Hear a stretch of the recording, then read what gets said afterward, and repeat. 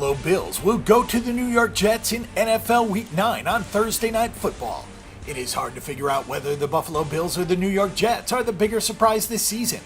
The Bills are just a half game out of first place in the AFC East, and the New York Jets have won 3 games and have been competitive in most of their losses.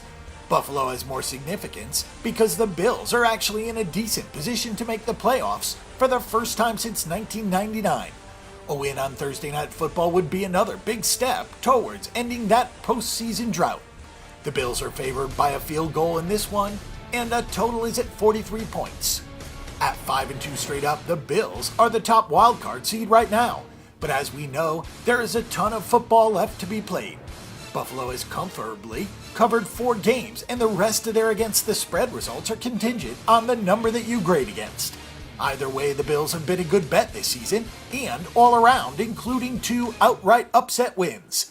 In today's offense-first environment, the Bills are not a good offensive team. Buffalo ranks 25th in yards per play with just 4.8.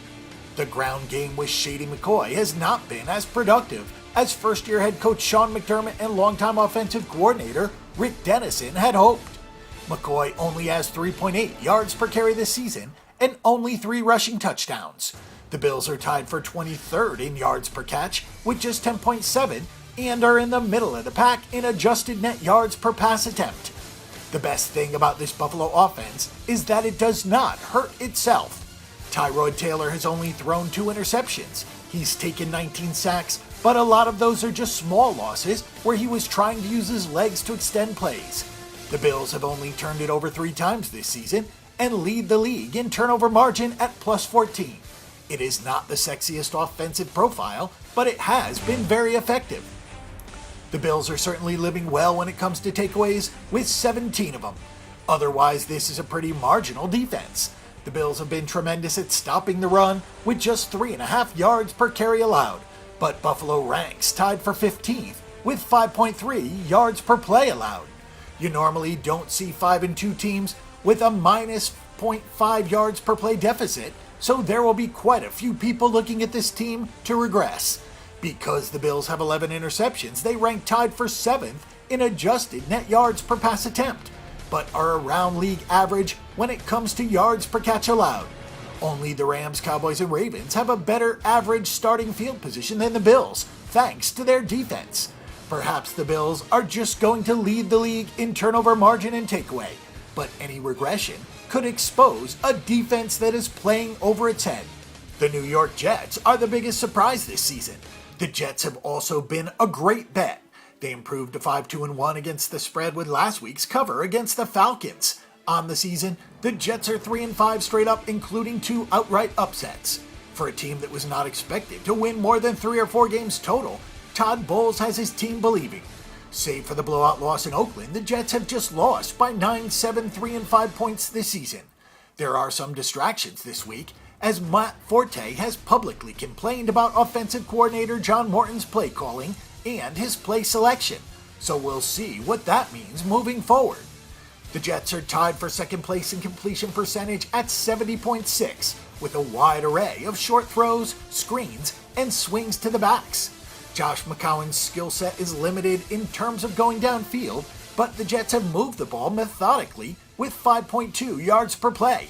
That ranks in the bottom half of the NFL, and the Jets are tied for 4th in turnovers, but they've had success with runs and short throws. Matt Forte has been passed on the depth chart by both Bilal Powell and Elijah McGuire, so his frustrations about the play selection run deeper than run-pass splits. He's a veteran trying to hold on to his job. We'll have to see if that will be a detriment to this team. Lots of locker room problems were present last season, and bad apples can spoil the bunch, so it will be interesting to see how the Jets handle this internally. The Jets' defensive unit have been bent but not broken this season. They have allowed 5.5 yards per play, which is tied for 22nd, but the Jets have 13 takeaways. This is a team that could also see a regression. The Jets only have 11 sacks, which is the lowest number among teams with 8 games played so far. They rank in the bottom half of the league in adjusted net yards per pass attempt, and are also in the bottom half of the league in terms of stopping the run. 3 straight losses by single digits, including the controversial loss to New England, could mean that the morale of this team is hanging in the balance. The stats would certainly suggest that the Jets could tip to the wrong side of the scales.